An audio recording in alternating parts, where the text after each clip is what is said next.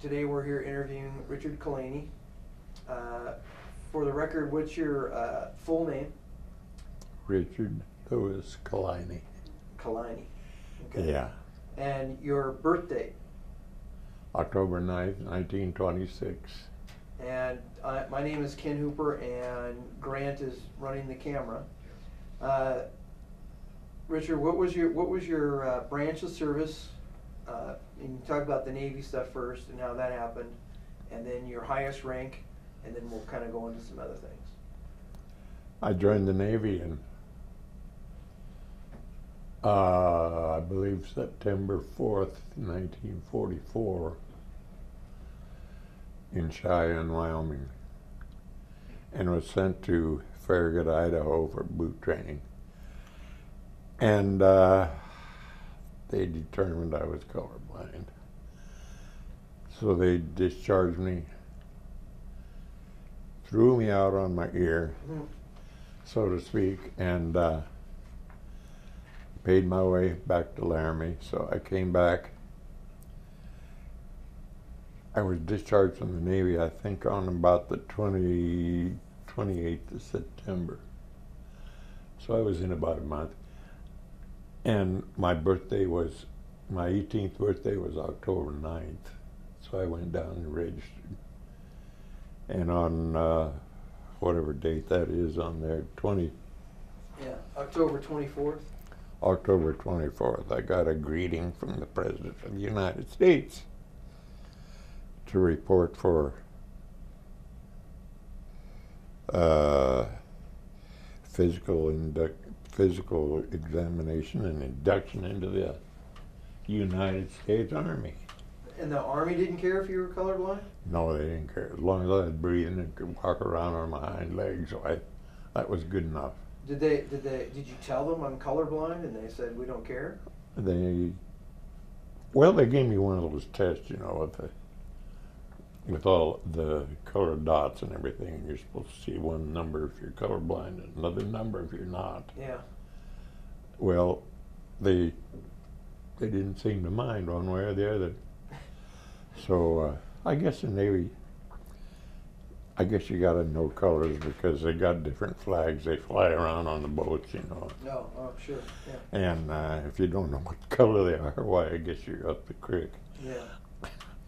So when you got your draft notice, how soon after that did you report for duty? How soon did you go to boot camp? I'm not sure. I got the draft note. I don't know. It's on there. I can't remember. I can't remember anything. No, that's fine. Date of departure. It says the next day. You will report directly for your physical on October 24th, and you will leave on October 25th. Yeah, I registered on the 9th, and I got that on the 24th. Yeah, well, actually it says they mailed it on the 23rd. You had to get your physical on the 24th, and you left on the 25th.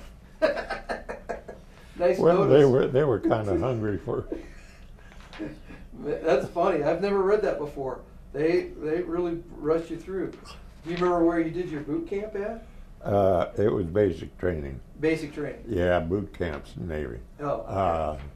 Basic training was in Camp Aldrich, Texas.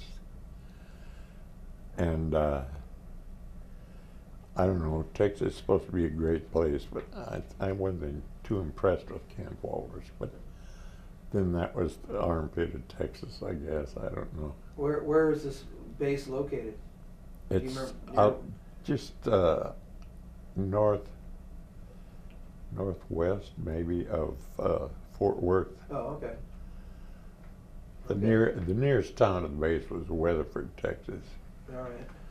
And we used to go to Weatherford every chance we could get. There wasn't much of a town there, but it was away from the Army camp and something to do. Go have a beer. They didn't care if you were. I was only 18 at the time, and nobody seemed to care if I was 18 or 28 or whatever. It wasn't a dry county? I don't think so. I don't remember it being dry. Yeah, that's true. Did you go just to basic infantry training, or did you go to advanced infantry training after that? No, it was just basic infantry, 16 weeks, I think. And then they sent you out? Then after basic training, we got a furlough, I think a 7-day furlough.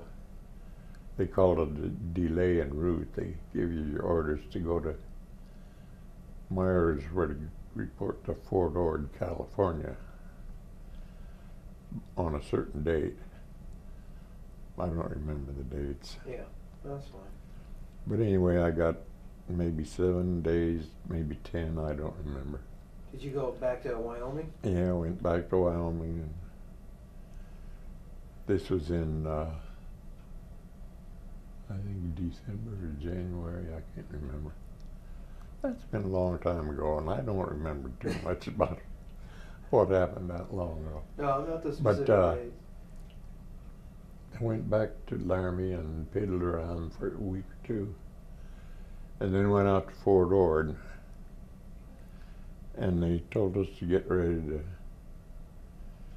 go overseas because that's where we were headed. Okay. They wouldn't say where. And we went up, we piddled around in Fort Ord, I guess, for 2 or 3 weeks. They wanted to make sure everybody could swim. Yeah. So they had us in the pool every day till everybody was performing satisfactorily underwater, you know. Did they have the pool there at the base? Yeah, oh, yeah. Oh, yeah. okay. I didn't know if Great big one. I was just wondering, they didn't take you to the ocean or some crazy thing like No, that. no, it was right on the ocean.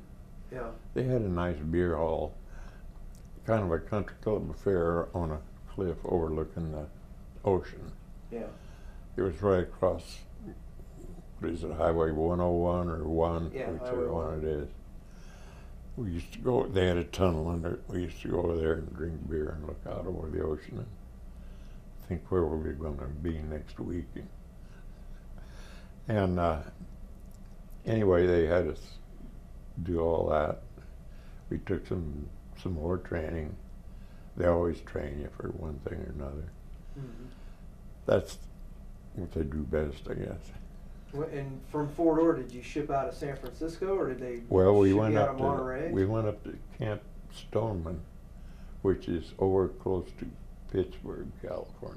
If you know where that is. Yeah. It's on the east side of the. Of Monterey Bay. No, it's on up toward Vallejo. Oh yes. Up that way. Okay, I know. The northeastern part of San Francisco Bay. Yeah.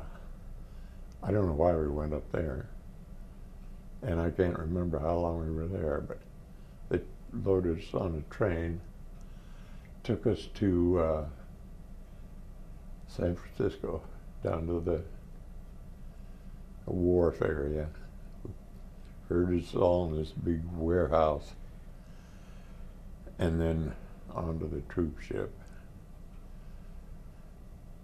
It was a pretty good sized ship. Do you remember if it was a Victory ship or a Liberty ship or just a regular old transport vessel? I have no idea. I could tell you the name of it. I remember that. Oh, all right.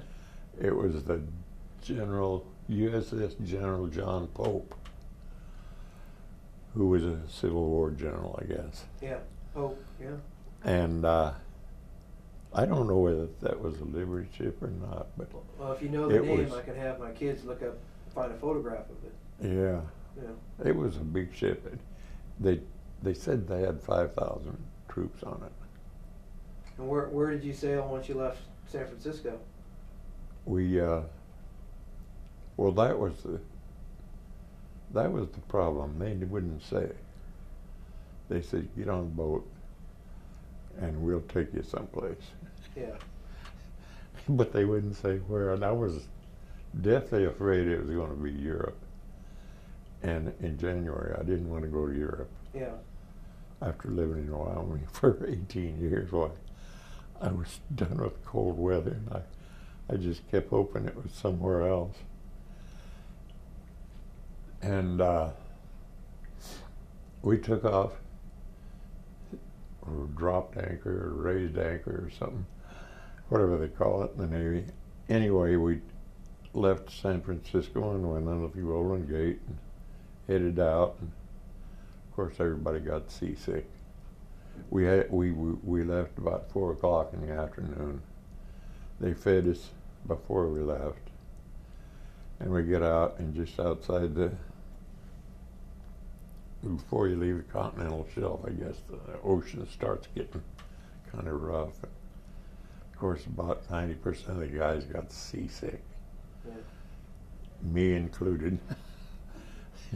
And we kept going, and I finally got over it after about a week, and got where I could walk around and go get something to eat, and lean over the deck and feed the fish and now and then. And we just kept going and kept going, and we still had our winter uniforms. Oh. And I was, since they hadn't taken those away from us yet, I was sure they were going to send us to Europe. But it kept getting hotter. And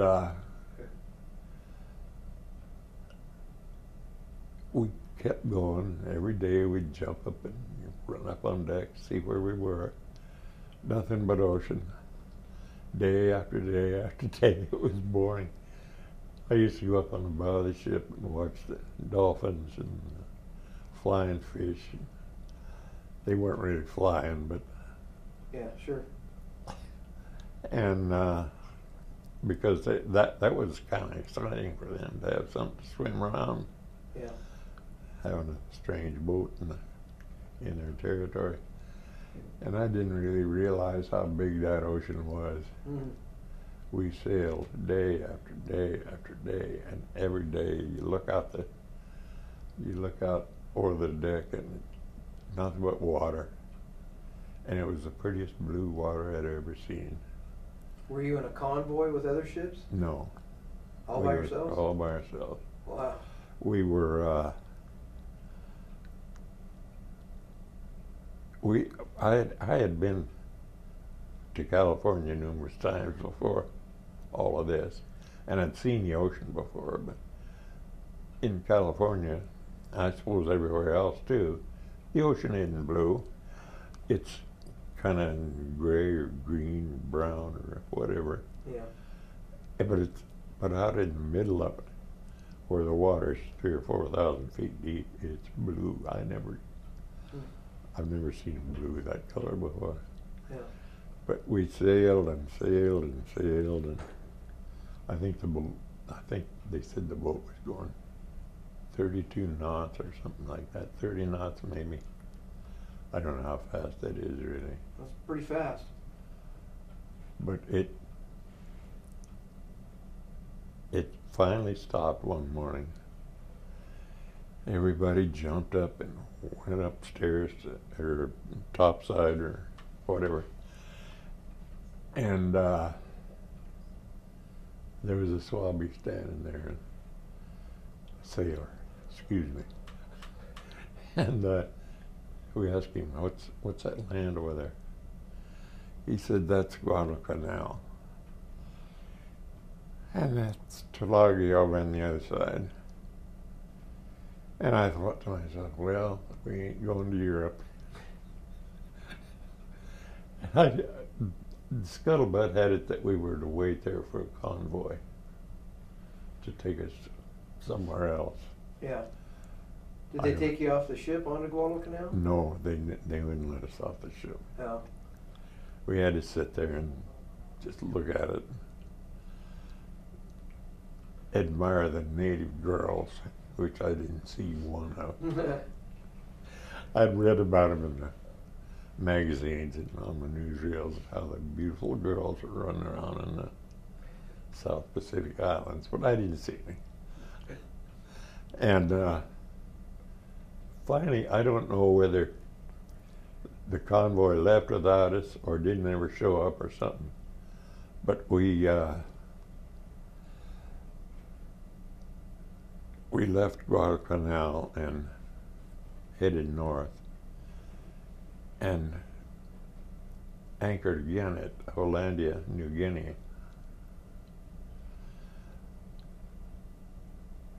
And there we were supposed to meet a convoy. And we did there. The convoy was there and we were there for, I don't know, 2 or 3 days, I guess. They wouldn't let us off the boat again. So now how long have you been on the boat? For a couple of weeks? Oh, yeah, at least. Well, it was almost a month. In fact, I think we left, God, I can't remember. We left San Francisco, I think, in February. And it was at least March before we got down to, it was in March sometime when we got down to Guadalcanal, and then another week or so to wind our way through those islands up to New Guinea. And then we picked up the convoy and went off again. They wouldn't tell us where we were going this time. Again, they never tell you anything. And we sailed and we could see islands off in the distance. And at night, we could hear I don't know whether they were depth charges or guns from other ships or something. We could hear explosions, you know. I don't to this day know what they were, but we finally landed in Manila Bay. And Manila had just been secured or taken or whatever they call it. Yeah. In the Army language. And they said it was the longest pier in the world. I think they called it Pier 5 in Manila Bay. But it was all shot to pieces. And they wouldn't let anybody land there. There were ships wrecked there alongside of it. Oh. They wouldn't let anybody land there. So they took us south of town, south of the city, I should say. A couple of million people there, I guess. Yeah. And dropped us on the beach, you know. Threw the nets over the side of the boat. We went down the nets into the Higgins boat. Yeah. Chugged up to the beach. And all these natives were standing there with all their souvenirs that they just made. Said, "Oh, this here bracelet's part of a Japanese zero that was shot down, and here's a Japanese flag," and all this junk. And I bought some of that stuff. I knew it was fake, but at least it was a souvenir. So. Yeah. And is that what you expected when you landed on land, was to have souvenirs sold to you? No, I didn't really look for that at all, but it was there. So what are you going to do? But they took us to a replacement depot, and I can't remember the name of the town. It was south of Manila, a little ways. But they said, "You're going to be quarantined for 2 weeks." I guess they thought we might catch something sailing across the ocean. Yeah. I don't know about it. Anyway, they wouldn't let us out of camp. But me and 2 or 3 other guys found this drainage ditch. They got a big wire fence around the replacement depot. And the fence went across this ditch, but the bottom of the fence left a gap where the drainage. Yeah. So me and, I guess there were 3 or 4 of us, crawled out under that thing and went to town. I don't exactly remember what we did, but at least we got out of that. And didn't have a pass or anything. And it was a combat zone, and everybody was supposed to carry some kind of firearm, and we didn't have one. I don't know why we didn't get picked up, but we didn't. We went out and had a pretty good time, I guess. Yeah. I don't remember it, but we must have had a good time. It was better than sitting on your cot and that. Yeah, true. And I guess we were there, I don't remember, a week or two. This is Jesus, almost Yeah. long time ago. It's all right. And I can't remember a lot of this stuff. Well, you don't have to worry about the dates and the times and things like that. It's just the whole story about going underneath the wire. Well, I saw something strange. We saw the first time I saw a Jap. There were, I think, 3 or 4 of them pulling a artillery piece down the road.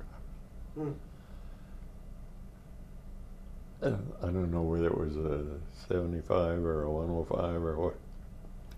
I wasn't all that familiar, but they were yanking this thing along. It had wheels on it. And nobody seemed to bother them.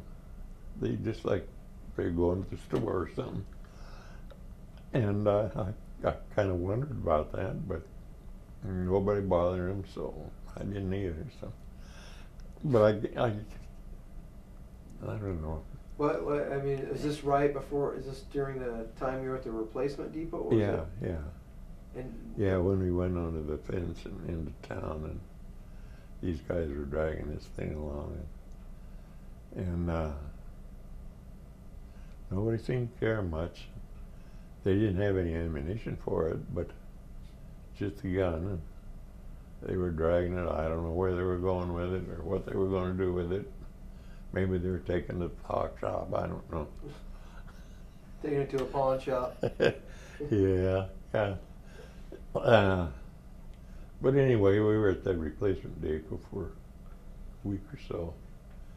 I can't remember. And they put us on trucks and took us up to,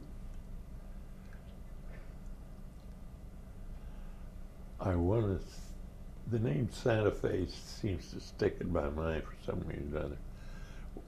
That might have been where I joined the 37th Division. Okay. They assigned us to, I believe it was C Company in the 129th Infantry Division, in the 129th Infantry Regiment. And I didn't learn till later that the regiment I was supposed to go to was up in the mountains guarding the water supply for the city of Manila. They had a big reservoir up there, and they figured the Japs would blow it up or pour poison in it or something. So they were up there taking care of that.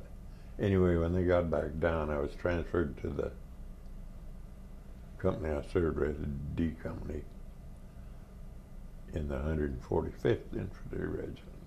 Yeah. And I believe that was in the city of Santa Fe, but I'm not sure. I can't remember. Anyway, we trained and trained for a while. And then we went north to get in the fight. And we went up, this was after the city of Manila had been taken, and the only remaining Japs were in the hills down south and in some of the smaller islands and in the mountains up north. Yeah. They Our weren't job, surrendering. I'm sorry, what? They weren't surrendering. Oh no, they never surrendered. Yeah. They just, it was practically unheard of. I don't think I saw more than 2 or 3 Jap prisoners the whole time I was over there. Yeah. Which wasn't very long, but surrender just wasn't in their language. They'd never lost a war. Never, since way back when Yeah. God was a little boy. Yeah. They just didn't lose wars. and I don't know if they ever got the word, or if they did, they didn't believe it, they didn't pay any attention to it, or something. They just would not surrender. Yeah. Unless they were delirious or, I don't know. Yeah. Every once in a while you'd get a prisoner, but not, I think I'd count the prisoners I got on the fingers of both hands. Yeah. When you, was this about May or June? This was in, yeah, about then. Yeah, but our job was to follow the Kalinay River. Yeah, Kalinay River, up to the mouth, up where it went into the ocean in a little town called Perry, which is on the north coast of Luzon. And so that's what we did. Don't ask me where I was or what I was doing, because I didn't have a map. I didn't have a clue where we were. They wouldn't tell you where you were. Yeah. And I was a lowly PFC, and MacArthur didn't very often consult with me about how to take care of business. So I just did what I was told. They'd send us one place, we'd go clear up some Japs, and they'd send us to another place, we'd do the same thing all over again. So were you driving around or were you walking around? We were walking. Yeah. We never, I never got in a truck again until, well, I can't remember. When we left Santa Fe, I think we walked from there up to the coast. Yeah. I don't know how far that was. Was the Army following you with supplies and ammunition and stuff like that? Oh yeah, they had people coming up. They had what they called the Yellow Ball Express. Yeah. It was kind of like the Red Ball Express over in Europe. Yeah. Only in the Pacific. The other guys already had dubs on the red ball, so we took a yellow ball, and they'd follow us up, not right behind us, but yeah. I mean, I never saw them, well, once or twice, but they always delivered the rations and food, and picked up our tents and stuff and brought them up as far as they could. Yeah. And at that time, the U.S. Army was pretty well stocked and with food and ammo and everything. And the Japanese Army was just exactly the opposite. And they didn't have anything to eat. They didn't have any ammunition. What little they had was they didn't have any tanks. They had no Air Force at all.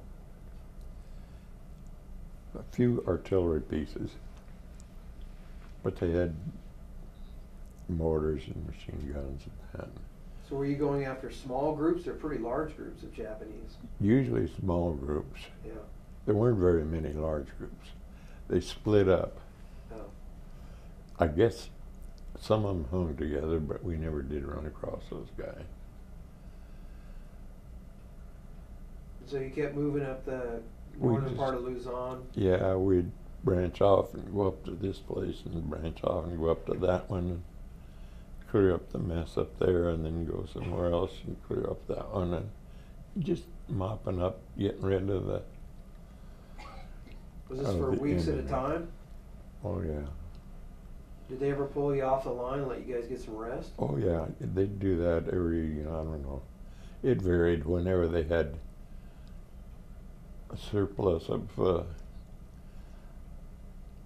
people in reserve, or when there was a lull in the action, why we'd go back for a day or two, sleep in a cot, and get some hot meals. But most of the time we were walking around shooting at the guys, which wasn't a lot of fun, but, and they were shooting at us, and one of my buddies got hit in that elbow. And, I mean, right in the, right there. And I thought, my God, that guy's never gonna use that arm again. But they loaded him up in an ambulance, took him back to the aid station. Well, not an ambulance, they put him on a stretcher, strapped it to a Jeep and took him back. And I thought, God, that guy's never gonna use that arm again. But I never did hear what happened to him. I assume he got put on a hospital ship and sent home, but because a bullet right there is liable to cripple you a little bit. Yeah. So, luckily, sever an artery or something like that. Yeah. Well, they do bleed a little bit when you shoot them. But so when you were doing this, how long did this go into? May, June, July? Did you go right up to the end of the war? Oh yeah, past the end of the war. Oh. We were still fighting in October. Of 45. The war was supposed to end. At least that's what it said in the papers, that the war was over in September 2nd, something like that. I don't remember. But we were still fighting in October, so. I mean, the Japs didn't get the word, or they got it and ignored it. Did they try to use loudspeakers or leaflets or anything like that, say the war's over? They used leaflets. Yeah. In fact, I tried to send one home one time, and they wouldn't. The censor took it out of the envelope and said, "You can't send this home." Yeah. But they used leaflets to get the Japs to surrender, but they wouldn't. And you know, that's just the way it went all the way up the valley. Yeah. We'd go up one place. Well, how would they get it to? How did it end then? Did they just say, "Okay, you're done"? Well, I guess we just. Well, they captured the general. His name was Yamashita. I can't remember where, but one of the other companies captured him one time, and he had his staff with him and everything, and he might have said something to him, got on the radio and communicated it to him, but I never did hear it. They didn't say anything to us about it. Yeah. They just said, "You do this and you do that," and that was it. Yeah. And you didn't want to raise a ruckus and question everything they told you to do, so you just did it, kept your mouth shut. So after Yamashita was captured, did things start to settle down quickly, or was it? Well, it wasn't quickly, but it kind of smoothed out a little bit. And we kept on going up north. And the 11th Airborne Division had made a drop. We didn't know that. But they'd made a drop in a ferry and took the town over. So by the time we got up there, things were pretty quiet and everything. Yeah. And then you just say, "That's it? We're done finally?" That's about it, yeah. And we heard about the atomic bomb and dropping on Hiroshima, I guess. Yeah. And everybody was wondering, what in the hell is an atomic bomb? Did they ever explain it to you guys? No. No. Did you ever get like the Stars and Stripes newspaper at any time, or? We got. It seems to me it was called a Yank. Yeah, an Army magazine. Yeah, we got that once in a while.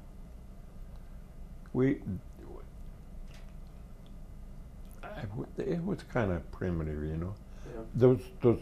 I got 2 pictures there that I took when I was overseas.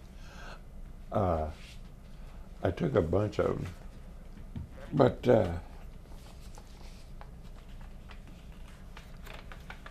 I had a folding camera, a Kodak camera, and I used to, I'd take a picture now and then. It didn't have too many.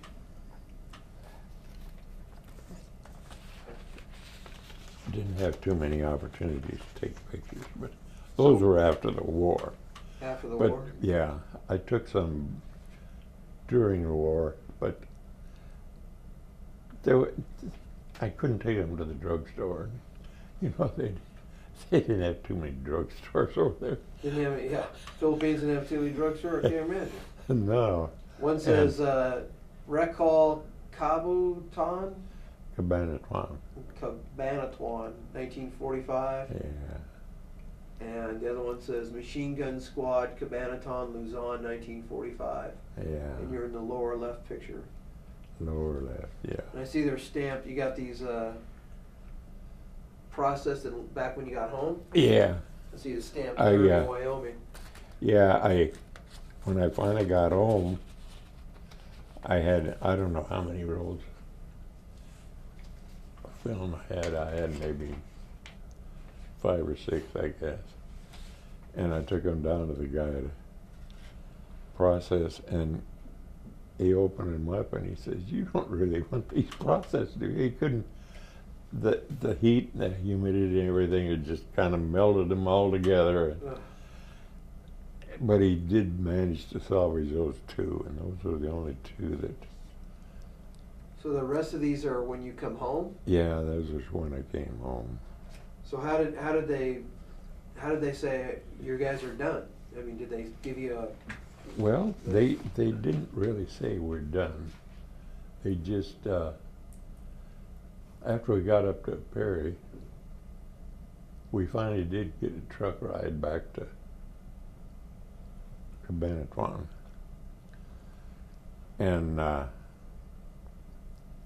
division disbanded there because they'd been overseas since January of '42. Yeah. And some of them had been over there a long time. In fact, they used to give us Adamant tablets to ward off malaria. And some of the guys were a lot more yellow than the Japs were. The Adamant tablets that make your skin yellow. And that's how you could tell who'd been there the longest. And they'd been there for a long time, and they decided they had a point system where you got so many points for how long you'd been over there, and so many points for each kid you had, and so many points for each medal, and one thing and another. And after you got to a certain total, it seems to me the number sticks in my head, 95. Had to have 95 points to get home. And just about everybody in the division did. Including yourself? No, not me. I didn't have near that many. I hadn't been over that long. Hadn't got any medals. Didn't have any kids. So they sent the division home sometime, I guess, in November. And they sent the rest of us to various locations, one place and another. I was fortunate enough to be assigned to the 50th MP battalion in the city of Manila, which was, I think, a good enough job. I liked it. I didn't mind it at all. We went down to Manila. They took us down there, and we transferred over to the MPs, and they put us up in one of the university buildings at the University of Manila or University of the Philippines or something. Yeah. And did they give you any kind of there wasn't a window in the place. Why? Well, Oh. they'd all been blown out Oh, of the sure. board, I was so- thinking it was like blocked off. Yeah, Okay, no, sure. no, there was Yeah. not a. There was a window there, but no, No glass. glass. Yeah. Yeah. Yeah, we got some training, Oh, okay. but most of us were, in infantry, and we didn't need a whole lot of training. Yeah. Just be good to the bad guys. Yeah. Did you? What does that mean? Be good to the bad guys? Well, just don't be belligerent all the time and act like you own the damn world. And, Yeah. a lot of cops have that attitude. You Yeah. give them a little bit of authority, why they got it all. Yeah. And, not necessarily cops, but everybody. So when you were being on MP duty, was it mainly just to police the other GIs and stuff? Well, yeah. Mostly we'd go on patrol through the city, and occasionally there'd be a squabble somewhere, and we'd have to go down and break it up and stuff like that. A lot of the duty was involved in the war crimes trial. They had General Hama and Yamashita, those guys they were trying over there for war crimes. So you were there at the tribunal? Yeah, they had I don't know, presidential palace or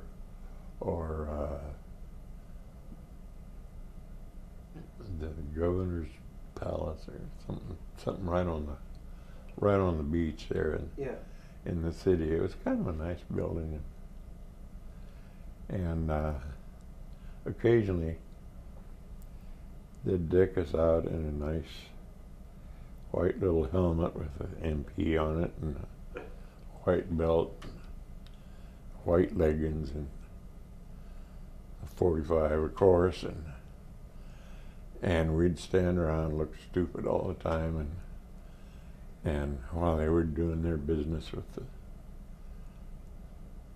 it's kind of like the Nuremberg trials, Yeah. So you were not in the courtroom then? You were outside? No, sometimes we were in the courtroom, sometimes outside. Did you hear any of the testimony then? Was it translated in English and all that? I heard it, but I wasn't paying any attention to it. Yeah.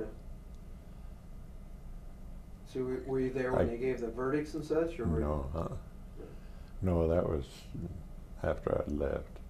They came in one day and told us we were going to Japan, and I absolutely didn't want to go to Japan. And I told them so. I ain't going to Japan. And they said, well, you can either desert, in which case we'll come after you and shoot you, or you can re-enlist. So I said, okay, I'll re-enlist. Mm-hmm. So I did. My mother thought I was crazy, but I didn't want to go to Japan. And it's the Army. I told them I'd re-enlist, and they said, okay, what do you want to do? And I said, well, what do you got? They said, well, we can send you over to Europe. You could be in the CID, which is the Criminal Investigation Division. Since I was an MP, I was an old experienced hand at that, Yeah. And they said, you can do that. I said, fine, that's fine with me. So I signed up for the regular Army. Came home they gave me a 60-day furlough. And we came back to the States. I don't remember what boat we came back on, but they sent us down to Camp Hahn, California. And as soon as we got off the boat in San Pedro, they put us on a train, take us out to Camp Hahn, which is right across the road from Mark Field. Oh, okay. Down there. It's not, well, you can see remnants of it now, I guess, but they closed it down right after the war. But this was in December. It was kind of chilly. but at least we had tents down there. Yeah. First night there, they took us to the mess hall, and it was kind of like a buffet over in Las Vegas. You know, they had all these tables out with all this. You know, they had fried chicken and lobster and steak and prime rib and anything, everything you wanted was right there. That's unbelievable. It was really. I thought it was. Why would they do that? Just because you came back from overseas? Yeah, just because I came back from overseas, Oh, I guess. right. But I just wasn't ready for all that, I guess, because I grabbed a head of lettuce and a quart of milk and settled for that, because we never ever got lettuce over there. Yeah. I don't know whether the natives didn't grow it or didn't know what it was. And the milk, we used to get powdered milk, but that was like drinking whitewash. Yeah. It wasn't any good. It was better than nothing, I guess. Not much. But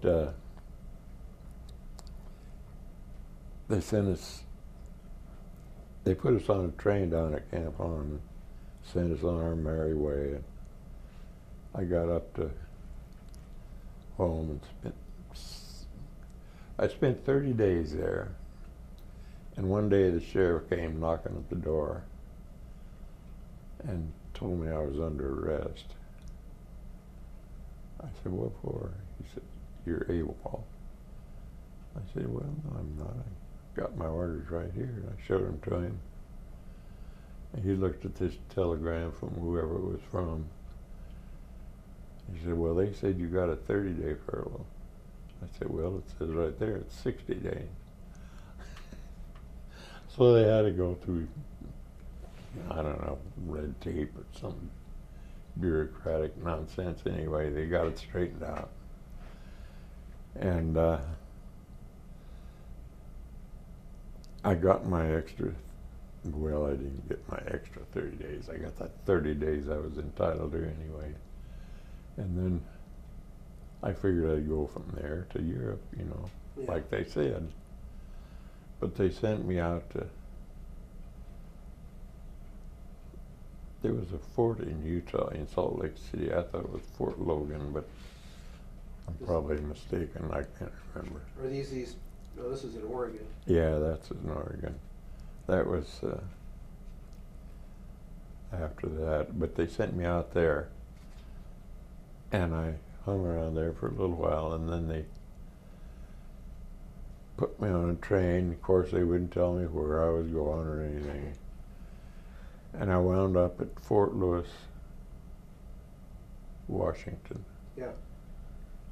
And I told them, "Well, I ain't supposed to be here. I'm supposed to be over in Europe." They said, "Okay, we'll check into it."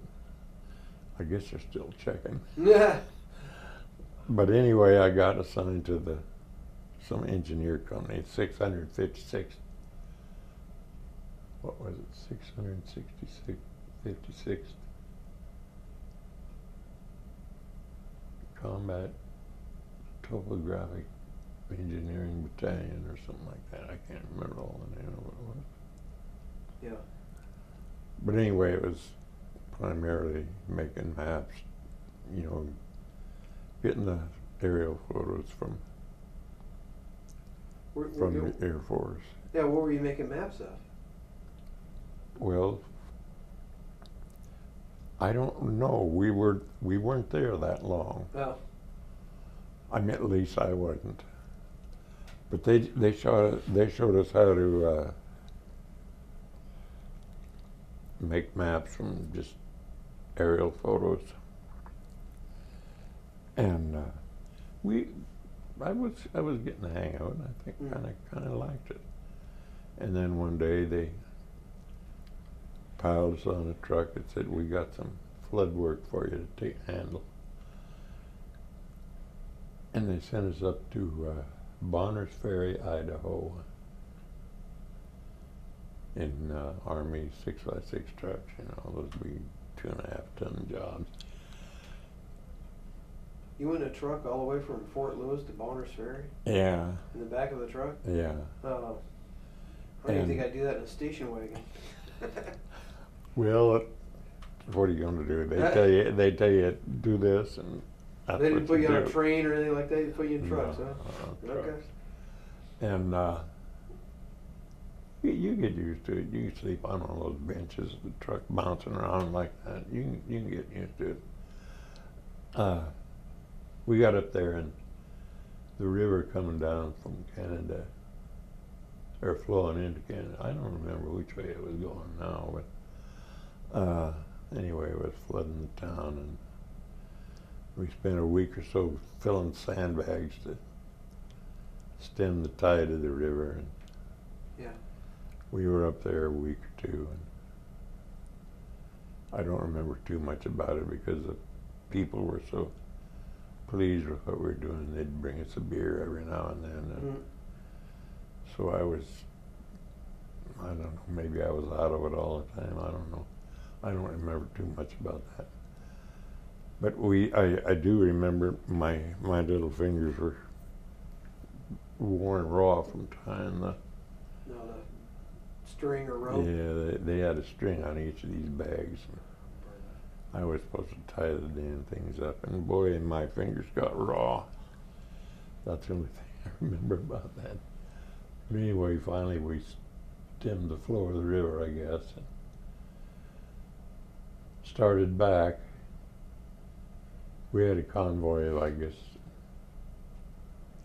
maybe 25 or 30 trucks,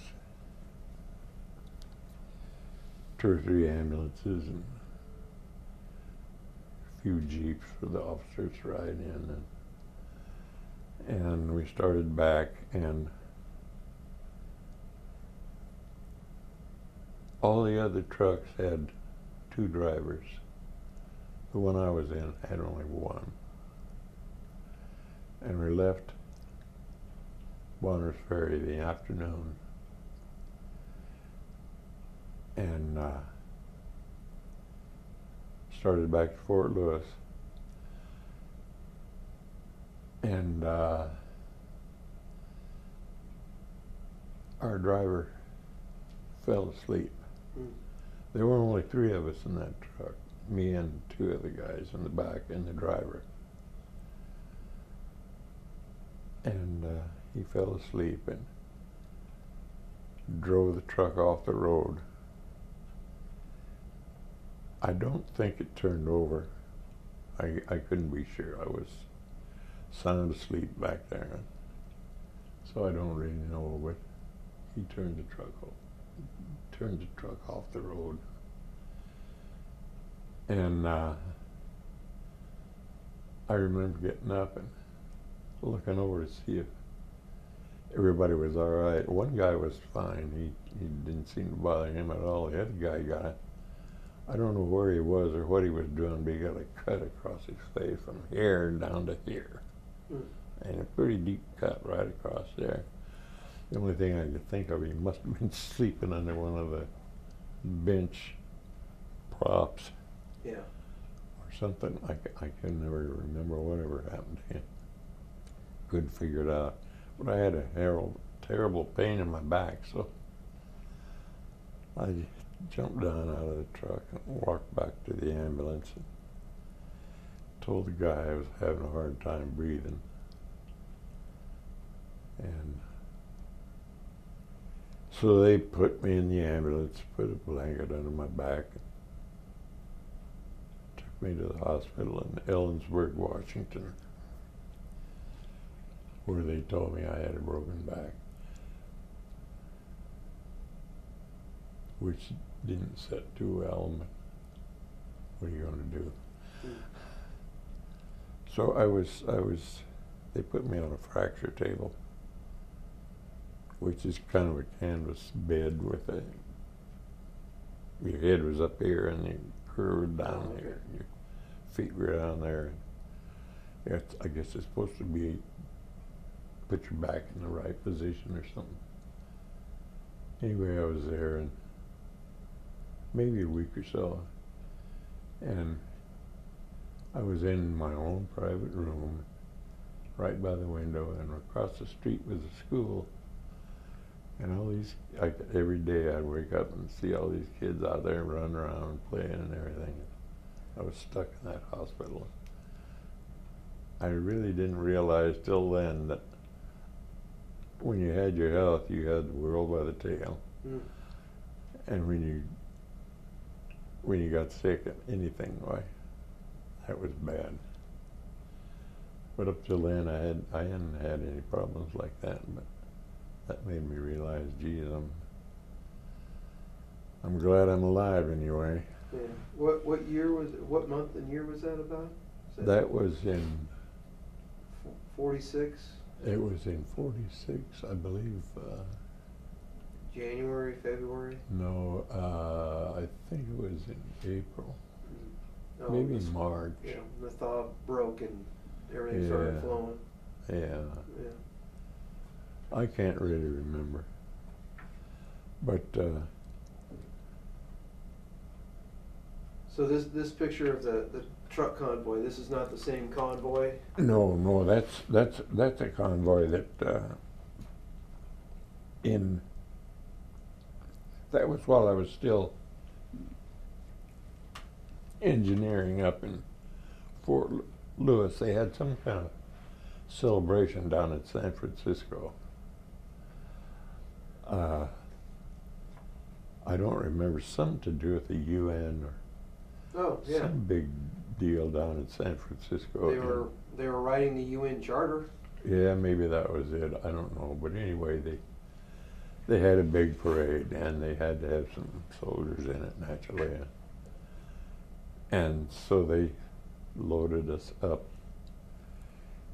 in Fort Lewis and took us down there in those trucks from Fort Lewis down to San Francisco, which is... They couldn't afford train ticket? You don't want to spend money frivolously, do you? Yeah. So they took us down there, and we paraded up Market Street, and it was kind of neat. Yeah. Of course, it was a Market Street, you know, and they had the streetcar tracks, and they weren't cable cars; they were streetcars. Yeah. Cable cars went off some other direction, but cobblestones and railroad track, the streetcar tracks and everything. It was tough to keep it. Oh yeah, trying to march on them. More mixed. But we made it. We marched from the Ferry Building up to, I don't know, City Hall or whatever it is up there on there. I bet we could find pictures of you marching. Probably so, somewhere. Yeah. Yeah, I can't. I don't remember too much about that trip either. It was just. Well, so by then you were healed up from the broken back? No, I hadn't broken it yet. Oh, you hadn't broken it yet. Yeah, okay. No, those pictures from Camp White, I think they were on the way down. Camp White, Oregon. Yeah. I think we had to stop there. And then I got transferred to Camp White one other time, but I don't remember much about that either. But we got back up to Fort Lewis, and shortly after that, Tony went over to Idaho to fix the flood. And then after the Army came and got me and took me by ambulance to Madigan Hospital at Fort Lewis. And I spent the next 9 months up there. Yeah. And then they threw me out. Did they do surgery on you, or just rehabilitation, or just let you sit there and... Yeah, just, well, rehabilitation and physical therapy, and where they managed to keep us busy. I learned to type, among other things. I've forgotten it all now, but yeah, I wasn't too bad. I could type a letter without looking at the thing, you know. Yeah. I can't do that now. I have to look around and see where's this number. There it is. you know. But they kept us busy. They had a gymnasium there, you know. We used to have to go down and work out. They didn't. They offered to surgically repair it, but they wouldn't guarantee anything. No. They said we could go in there and try, but if it don't work, you're going to be crippled the rest of your life. And I thought, well, I don't know about that. Yeah. So I said, just forget it. Just put a Band-Aid on it and let it go at that. And they said it wouldn't bother me too much till I got older. And sure enough, I'm older and it's bothering me. But at least I'm here anyway. Yeah. Can you tell me who the other guys in the photographs with you? You have two pictures there. Yeah, well, this was a guy. He's from Sheridan, Wyoming. Oh, okay. He was the same division with me, and he ran a horse ranch up in. Well, his dad ran a horse ranch up in Sheridan, and this guy and this one are the same. Oh, okay. This other guy was one of those that dropped at a ferry. He was in the 11th Airborne Division. He was from Cheyenne. Yeah. And we got to know each other on the boat. And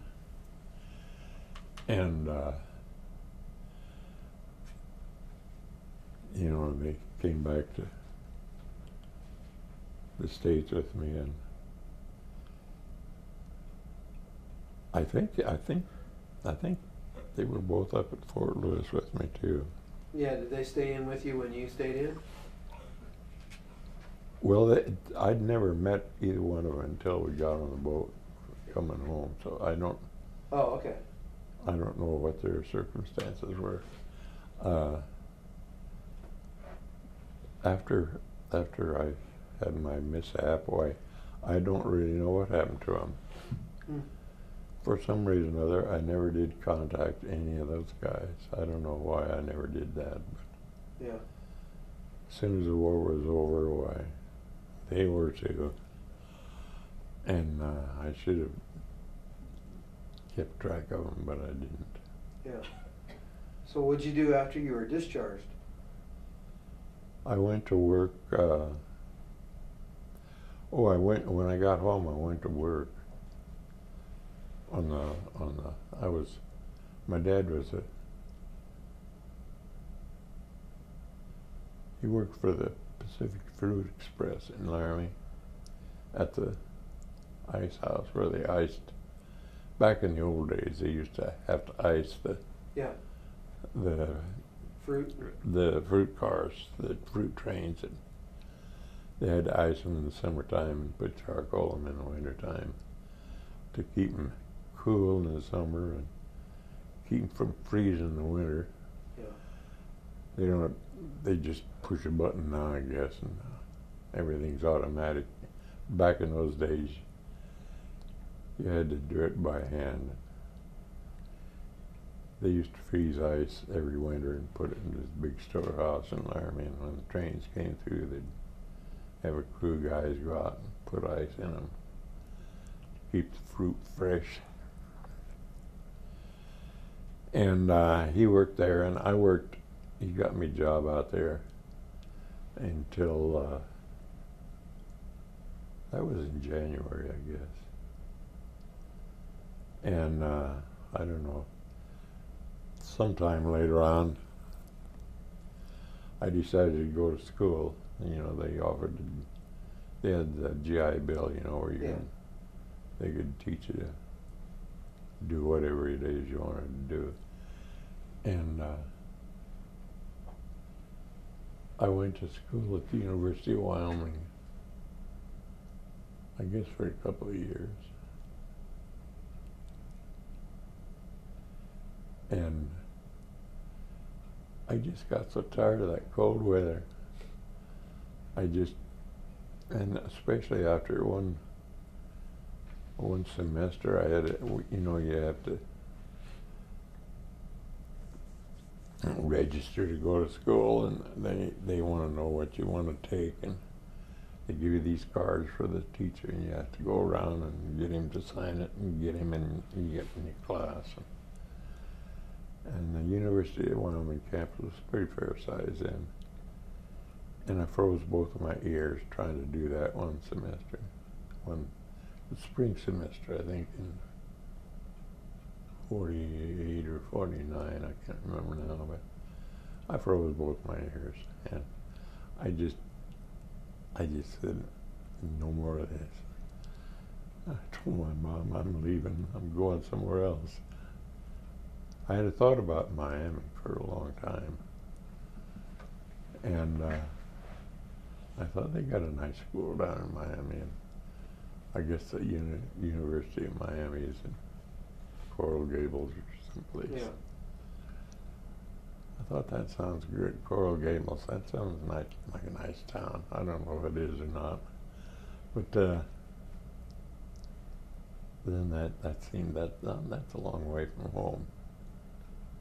So I decided on Los Angeles. I wasn't quite so far. Yeah. But then I got down to Los Angeles and saw what dirty air they had down there, and I thought, no, I don't want this either. So I went up to Santa Barbara, and that was, back in the late 40s, that was a nice little town. Yeah. It's changed a lot since then. But Yeah. it was a nice little town in the late 40s. That seems to me, so I moved up there. And that's how I came to California, and that's where I met Esther. So when did you move to Bakersfield then? Oh, that was a long story. I got fired from my job in Santa Barbara. I was cooking in a restaurant, and the business started falling off, I guess in the early 50s. And I got bounced. So I was looking around for another job, and I heard about a seismic exploration company that was working in the channel between Santa Barbara and Santa Cruz Island, Yeah. those out there. And I thought, well, that's all right. I'll just get on that boat and do whatever they want. It paid, in those days, it paid pretty good, about $250 a month. Yeah.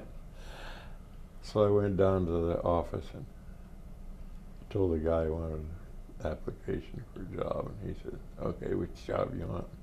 I said, well, one of those on the boat. He said, you see that pile of papers over there on the desk? That's the applications I got for guys that want to work on the boat. And it was about that high.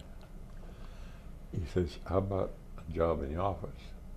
He pointed to another pile, and there was maybe one sheet there. I thought, well, that sounds better. My odds are pretty good at that one. Yeah. I filled it in, and I got an office job when paid, I think, $275 a month,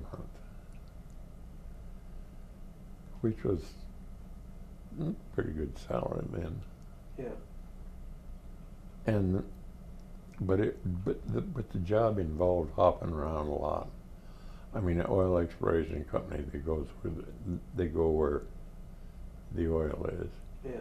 And they were looking for oil in the channel. They found it. But then, after they found it, they said, well, we don't need you here anymore. But we could use you down in Galveston, Texas. So we went down to Galveston, my wife and I, and we had a little baby by then. We piled them all in the car. We went down to Texas, which was, it was a lot better than Fort Worth, but it was still hot and muggy. And we got out of the car the first day in Galveston, and I thought I was going to die. It was just like walking into the oven. And They say, well, at least it's by the ocean. We cool off a little there, but you go walk out in the ocean, and the humidity is so high there that you can't tell whether you're in the ocean or out walking around. It's just, and the ocean was, it was as warm as bath water. Yeah. But it was different, I guess.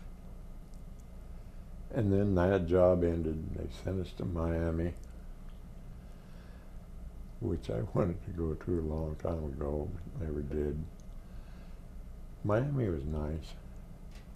We lived in Hialeah, and the office was downtown Miami. And then one day they said, well, we got a job opening in Havana. I thought, oh man, I'm going up the ladder. Mm-hmm. So we moved to Havana for a year, and that was good.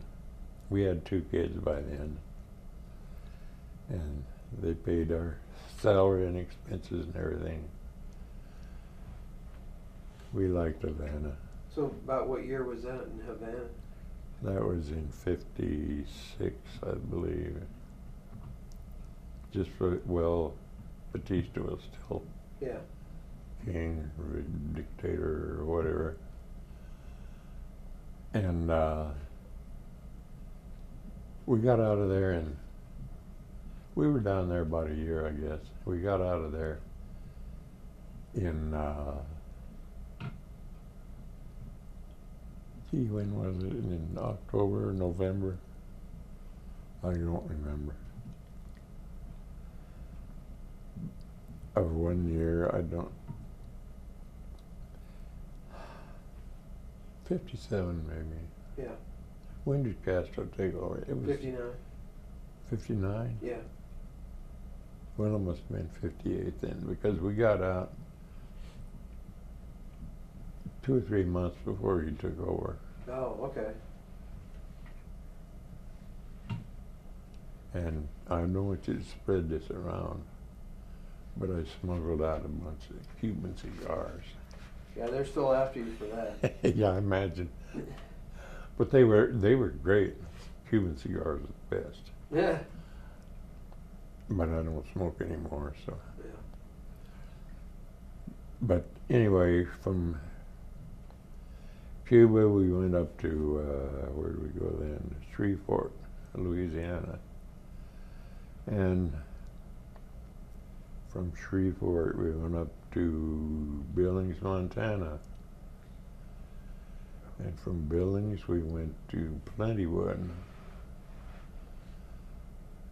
Montana, which was a great place. You ought to go up there sometime. I don't know where Plentywood is. It's in the extreme northeast corner of Okay. Montana. By North Dakota?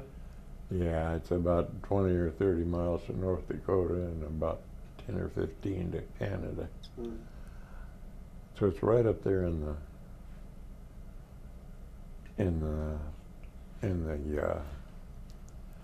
flatlands of Montana. Were you there in the wintertime? Yes. Ah. And one time in the wintertime, my wife, you know, she runs around the house in a little house dress, you know, and like women did back in those days. And she took the garbage out one day, and the kids locked the door. Oh. And they were just little ones, maybe 4 or 5 years old. She couldn't get them to 3. I don't know how old they were. They were just little ones, and she couldn't get them to open the door, so she had to walk clear across town. Must have been 10 or 15 below zero. And she had to walk clear across town to get a key from the landlord.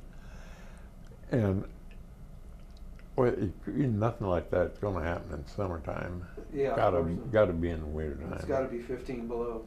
Oh yeah. And I suppose I ought to tell you about my driving my car through the grocery store. We just bought what was it, a 57 or 58 Plymouth station wagon. And you remember the old ones had the push button gear shift Yeah, on the transmission. Dashboard. Right. Instead of the lever over here, you just push the button and. Well, I went to the store one day and got some groceries and was putting them away in the car, and my elbow hit the button and the car went right into the grocery store. And every time Esther would go out of the house, people would point at her and say, "Oh, there she is. Her husband wrecked the grocery store." It was terrible. But anyway, that was Plentywood. Yeah. And then we moved down to Grayville, Wyoming, which is a nice little town on the banks of the Bighorn River, Yeah. right next to the Bighorn Mountains and a little ways from Yellowstone. It was up in the good part of Wyoming. The mountains part. Well, yeah, there was mountains to the left, mountains to the right, and mountains to the north. Well, there was pretty much mountains everywhere. But in that, it was Bighorn Basin, and they did a little farming around there. It was nice enough. I thought it was all right. They had one traffic light in town at the main intersection where the east-west highway and the north-south highway came together. They had one light in there. And they didn't really need it, but, you know, civilization. That's right. Live in a big town. Yeah, and then, from there we went back to Shreveport. And by then the kids were, getting school age. In fact, I think our oldest daughter started the school back there, if I remember right. But anyway, we decided we ought to come back to California and settle down and stop dragging the kids all over the country. So I got a job with Richfield Oil Corporation, which was a pretty big sized oil company here in California at one time. And the job was down in Long Beach. And when I quit Western Geophysical, which was the oil exploration company that was moving around, they gave us, when I quit, they gave me my share of I was in a profit sharing plan. Yeah. Kind of like a stock purchase thing, but they weren't on the stock market or anything, but each year they'd cut up the profits and give everybody a little share. Sure. Didn't amount to much, but anyway, when I got out, they gave us a pretty good sized chunk of money so we could buy a house down. We bought a house, brand new house down in Lakewood. And by this time I was making probably about $350 a month, which was great. I thought, boy, when I get to make $300 a month, I'll be in hog heaven. Now I was making $350.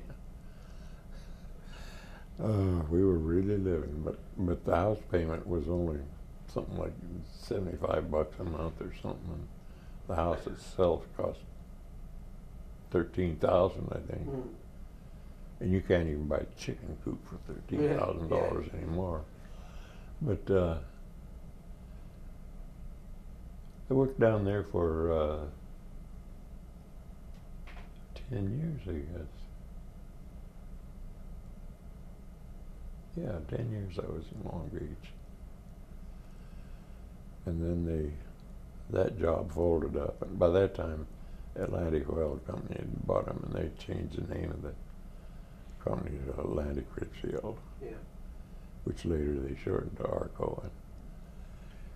And I went through the same thing again. They said, well, we got a job, but it's up in Bakersfield. And a funny thing, when I worked for Western, anytime somebody screwed something up for Western, the supervisors came out and said, "Okay, you're getting a transfer to Bakersfield." And when they said down in Long Beach that I was being transferred to Bakersfield, I thought, "Oh, geez, what did I do wrong?" But it turned out pretty good. Mm-hmm. We came up here. We sold the place down there, and came up here and bought one. My wife went to school, went to work out at the Cal State University, which was, it wasn't Cal State University then,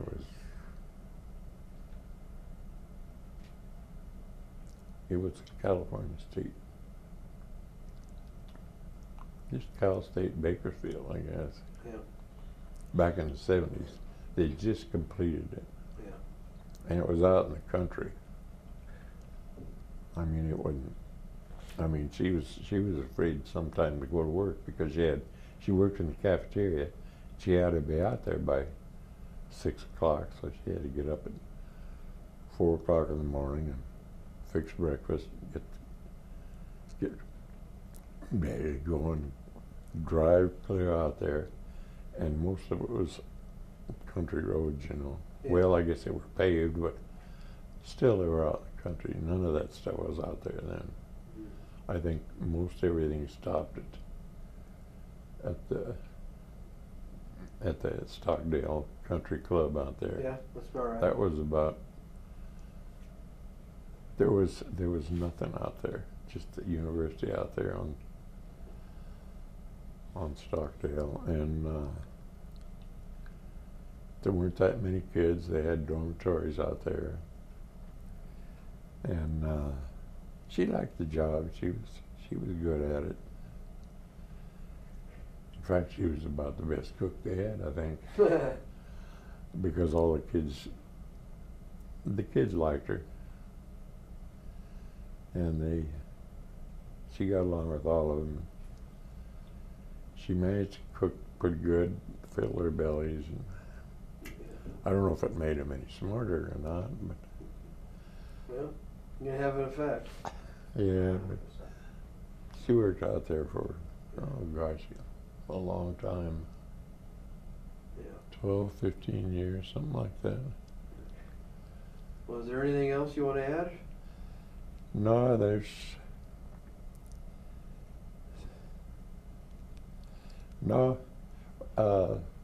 was a lot of things that happened during the war and after the war, but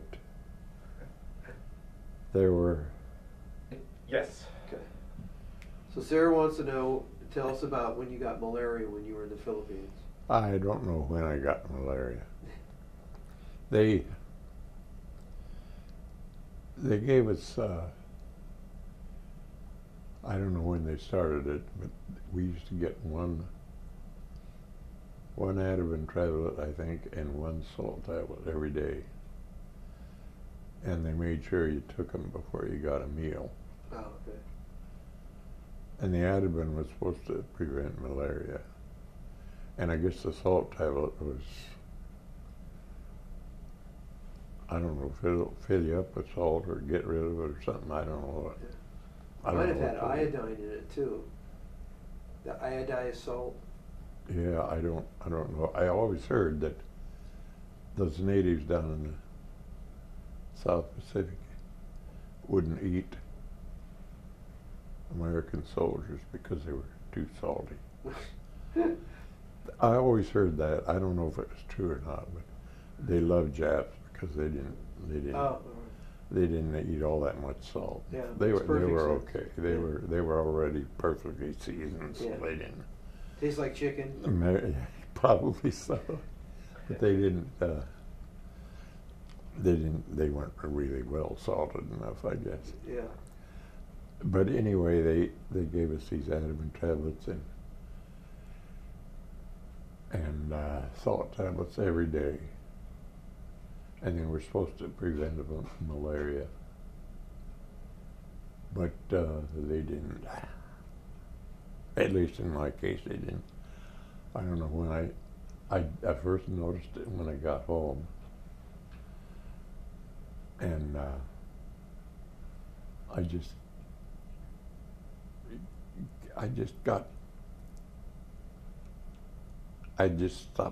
couldn't stop shaking. It was cold, and then I was hot, and I got a real bad temperature. And my mother didn't know what in the world to do about it, so she called somebody. And they said, "Well, call Fort Warren, Wyoming, over in Cheyenne." And she called them, and they said, "Bring him over." So I went over there. I don't know how long I was there, really. I mean, when you're having a malaria attack, you're kind of out of it. You don't know what's going on, but anyway, they took me over there. Yeah, he's got malaria, and it didn't.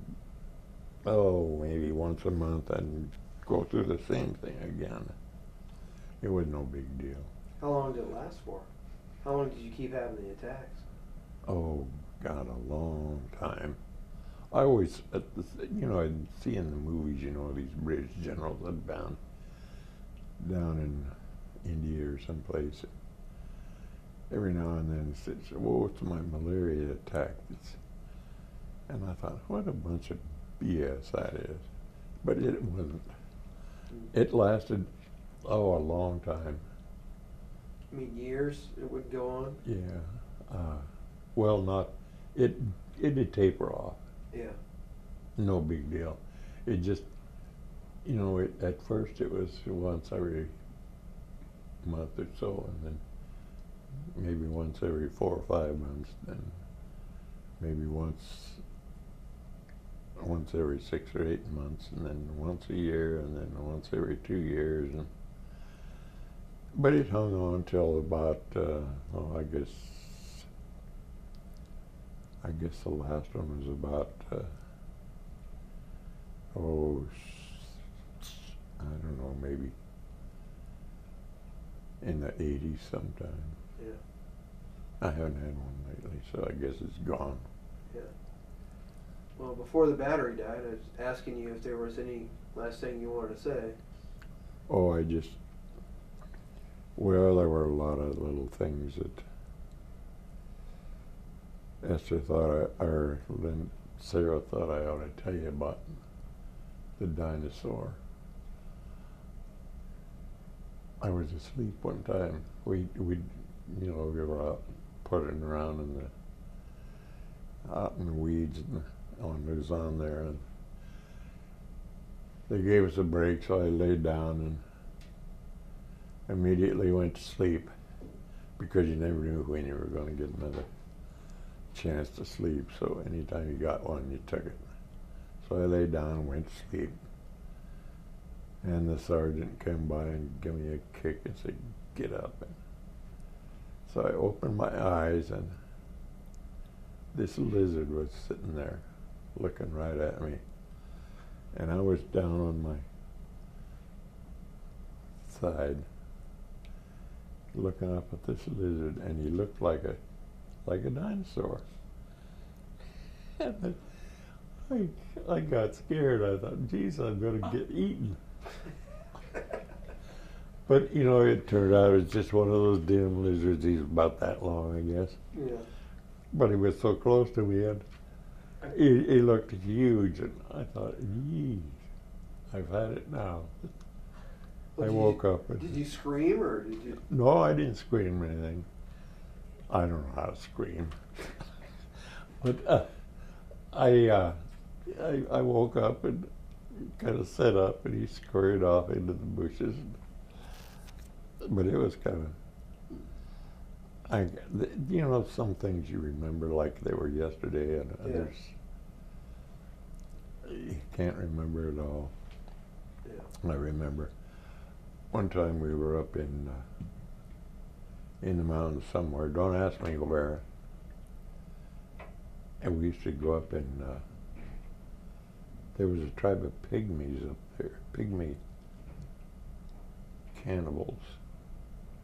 They were headhunters. And we used to go up there and trade. We'd bring them C rations and K rations. And they would give us ears that they had taken off of the Japanese soldiers that they were having for dinner that night. Mm-hmm. And one of the guys in the platoon was a collector of ears. He had a string of them. And they wasn't a string, it wasn't really a rope, it was, you know, a little kind of like a clothesline. Yeah. He used to string those ears on those damn things. He had them wrapped around his waist. I guess he'd been collecting them since New Georgia or Bougainville or someplace. He had a whole string of them. They looked like prunes, dried prunes. But he was fond of them. He must have been crazy. Mm. That sort of thing never appealed much to me, but he thought it was okay. But those pygmies they were all right. They were, maybe 5 feet tall. I think they were called Igorots. And they hunted with bows and arrows, and spears and all that junk. You know, they were pretty well along in civilization. Yeah. And our sergeant asked him one time, he said, "Let me try that bow." And he was about 6'4" or something like that. He was a big guy. He played professional football for, I don't know, the Chicago Bears, was it? Or one of those teams. Anyway, he took that bow and he pulled it back like that, you know. And he pulled it back about, maybe that far. And I said to him, "Here, let me try that. I can do better now." And I pulled it back, and hell, I could pull it back more than that far.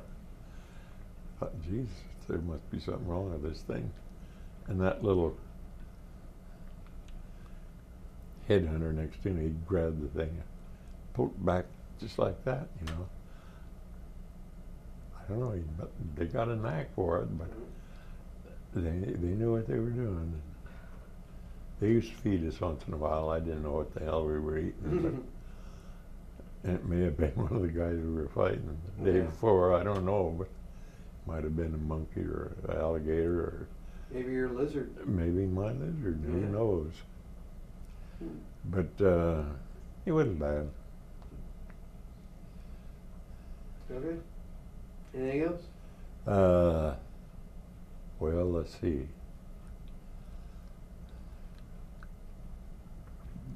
No, I don't think so. I don't.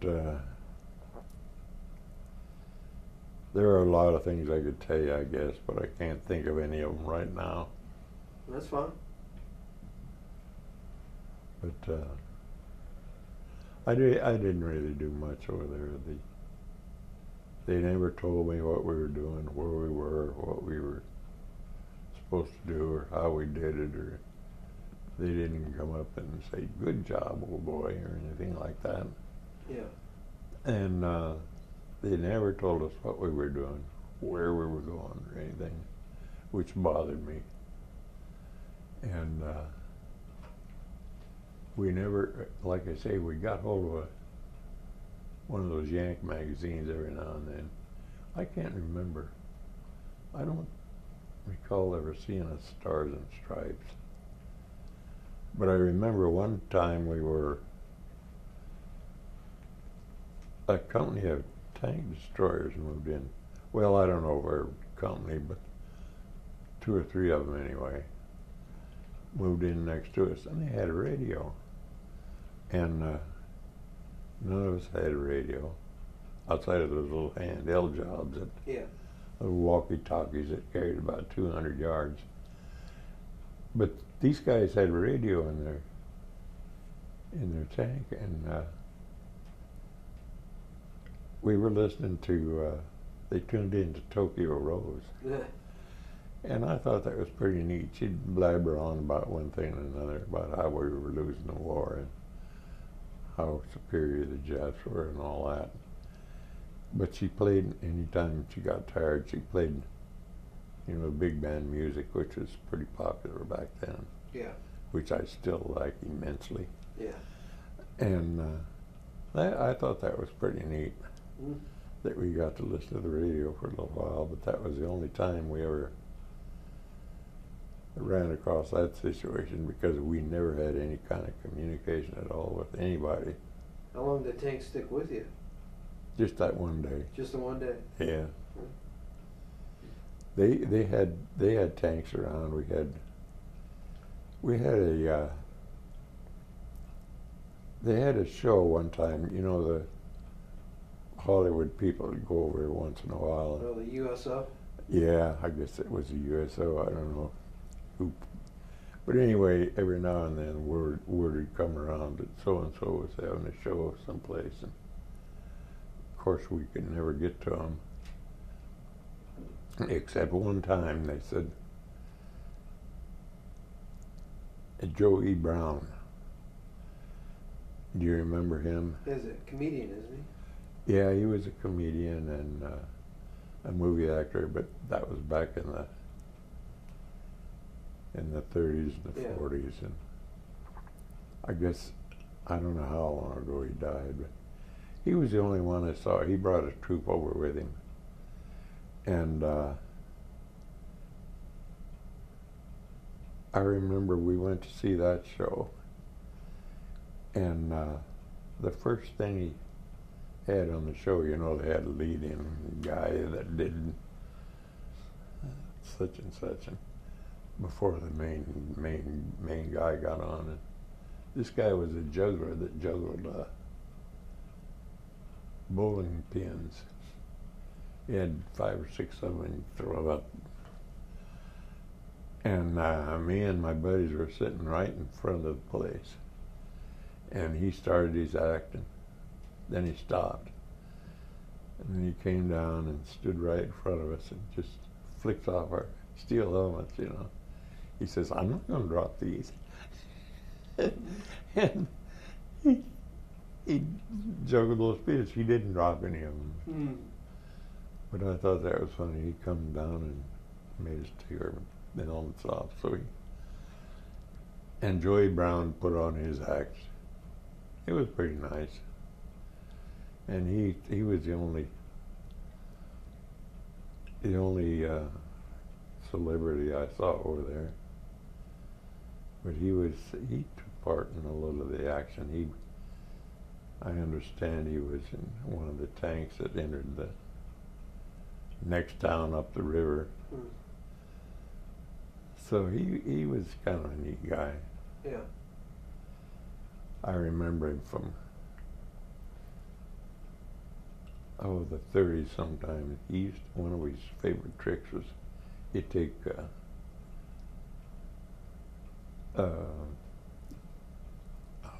billiard balls and put them in his mouth.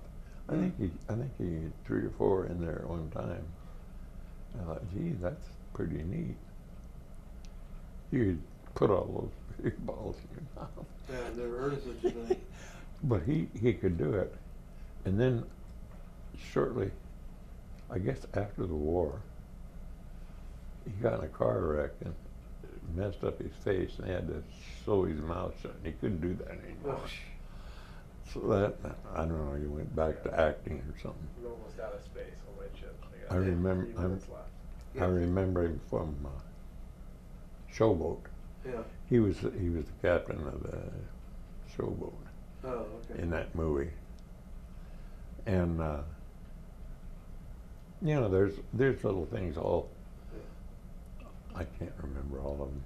That's fine. We're gonna wrap it up because they're running out of tape. Running out of tape. Running Now out he's of running out of tape. Yeah, Before he'd ran out of batteries, now he's out of tape.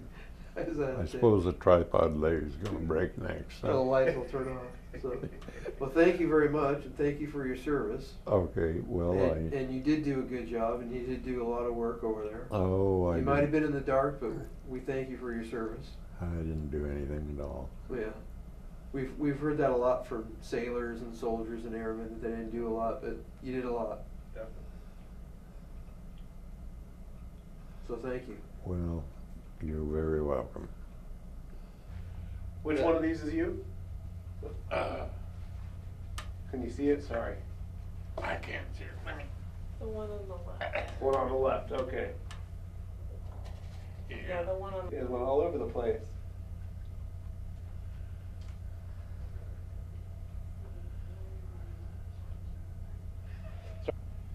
Well, that's what you get for having cheap equipment around here. Oh, yeah. Yeah. Sorry about my technical issues, guys. No, no worries. Tour would be great if someone would have left the restroom